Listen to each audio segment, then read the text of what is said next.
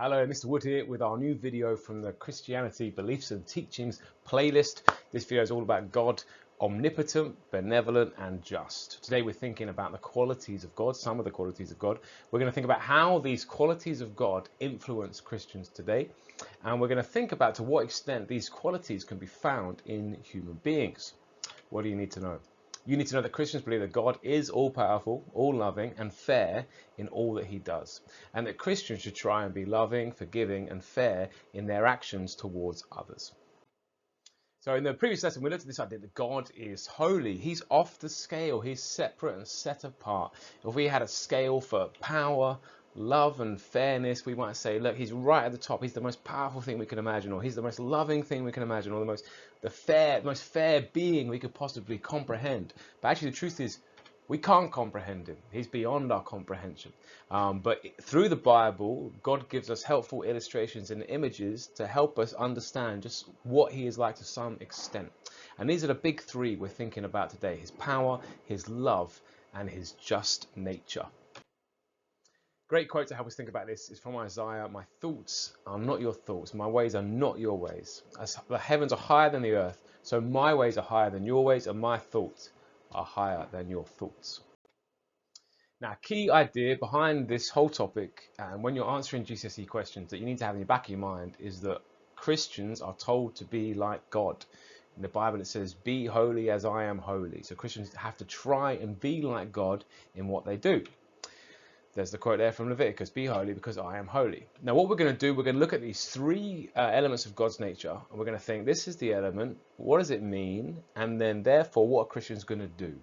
In your GCSE exam, you might be asked how these beliefs influence Christians. And when you get a question like that, you want to talk about what Christians do differently because of that nature of God, that element of God's nature. So to take these one by one, firstly, God is omnipotent. He is all-powerful.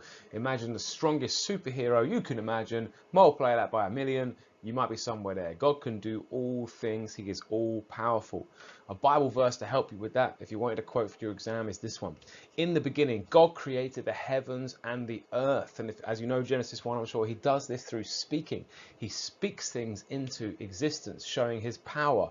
Loads of examples of God's power work throughout the Old Testament. You've got when he did the Exodus and he saved his people from Pharaoh, showing amazing signs and wonders in the plagues. You could talk about him resurrecting Jesus from the dead.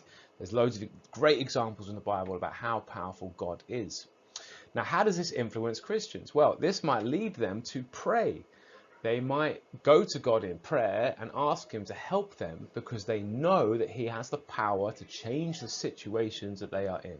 So God is omnipotent. He is all powerful. We see this in creation, and it might influence Christians to pray to him, to ask him for help. He's also benevolent. If you know you're Italian, bene is good. He is all good. He is all loving all of the time. You might call him omnibenevolent. We can see this all through the Bible. God is love, as it says in the book of John, 1 John. And also in John 3:16, a very famous verse, for God so loved the world, he gave his only son, that whoever believes in him will not perish but have eternal life. He wants the best for others, and he's willing to sacrifice to that end. And that's what benevolence is all about. How might this influence Christians? Well, they might give up their time or their money to help those in need and show practical love. For example, they might volunteer at a food bank or donate food to a food bank to bless those who are more in need than they are. And that's a demonstration of God's love coming through them and out. Just. God is just. He is fair. There's so many Bible verses about God's justice and his fairness. 3 here for you. Isaiah chapter 30 verse 18, a really blatant one. The Lord is a God of justice. Later on in Isaiah, he says, for I, the Lord, love justice. And in Deuteronomy chapter 32 verse 4, all his ways, God's ways, all his ways are just. So God is just, that means he's fair. We can see this in all these Bible verses. How does it influence Christians?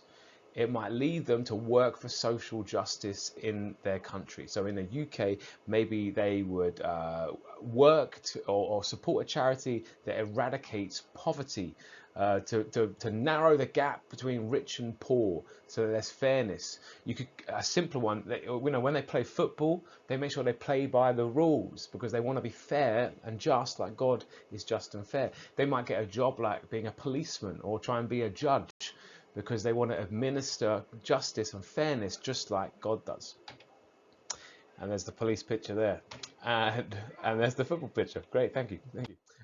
Right, if you want to pause there, I know you've probably made some great notes already. Pause there, have a go at these, and then when you're ready, push play and we'll look at the answers. All right, answer time. So, omnipotent, what does it mean? It means that God is all powerful. For example, in the beginning, God created the heavens and the earth. It influences Christians to use their power for good, or also to pray to God, who is all powerful and who can change the situation they're in. He's benevolent. He is all good and all loving. As we see in John 3:16, he gave his son that whoever believed in him would not die but have eternal life, because he loved the world. He's just. I, the Lord, am a God of justice, as we see in Isaiah. In Deuteronomy, all his ways are just. And that might influence Christians to support charities who work for social justice, or get a job as a policeman or a judge, or make sure they play by the rules when they play football. To what extent can these qualities be found in human beings? That is your opinion on that one, but maybe you would talk about we can be powerful, we can get wealth, we can get prestige in our work, we can influence others on social media. Power is basically having the ability to make a change. And to some extent we do have that, but not like God. How loving can we be? We can be incredibly loving. We can give our time, our money, our resources to help those in need. There is a finite amount. We can't solve every problem, but we can deal with the issues that we see in front of us day to day. And then finally, if God is loving and powerful, why does suffering exist? Well, I hope you had a go at that, and we're going to have a look at that in the next part of this video and in the next video. I want to introduce you to an idea now we're going to pick up in the next video called the inconsistent triad. This is the concept that there are three things that are true, but they can't all be true. So three statements, one of them must be false. So we know that suffering exists. We know that, we see that all the time. We know that God is all powerful, and we know that God is all loving. However, this is where the problem lies. If God is all loving, then he would want to stop suffering, but suffering exists. Therefore, he can't be all powerful. Or he is all powerful, so he could stop suffering, but he doesn't. Therefore, he can't be all loving. And this is the idea called the inconsistent triad. Now, I think there's some major flaws in this concept, which we're going to unpick in the next video. But for now, pause here and have a go at these questions. And when you're ready, push play, and we're going to look at some answers.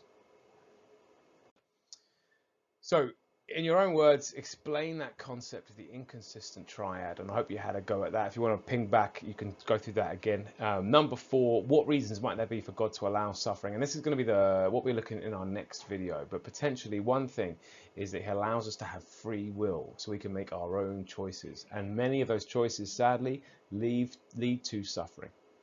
And then that's for you to have a go and have a read of the book of Job. It's long, it's a fantastic book. You might want to read a summary first and think, what does this add to my understanding of suffering? That brings us to the end of this session. We were looking at this idea of God, omnipotent, benevolent, and just. So hopefully now that you know, because you need to know, the Christians believe that God is all powerful, all loving, and fair in all that he does. And so Christians should try to emulate these same values in their own lives, in their relationship with others. Thanks for tuning in. In the next video, we are looking at the topic of suffering in more detail. Check it out.